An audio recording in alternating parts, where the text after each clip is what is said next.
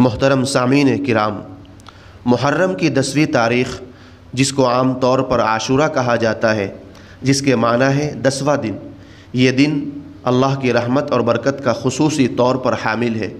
اللہ کے نبی صلی اللہ علیہ وسلم نے 10 محرم کے دن روزہ رکھنے کو سنت اور مستحب قرار دیا ہے۔ آپ صلی اللہ علیہ وسلم نے ارشاد فرمایا کہ مجھے اللہ کی رحمت سے امید ہے کہ جو شخص 10 محرم کے دن روزہ رکھے گا تو اس کے پچھلے 1 سال کے گناہوں کا کفارہ ہو جائے گا۔ لہذا ہمیں 10 محرم کا روزہ رکھنا چاہیے اور 10 محرم کے دن کے روزے کے ساتھ ایک روزہ اور ملا لے، 9 محرم یا 11 محرم کا روزہ، تاکہ یہودیوں کے ساتھ مشابہت ختم ہو جائے۔ اللہ رب العزت ہمیں عمل کی توفیق عطا فرمائے۔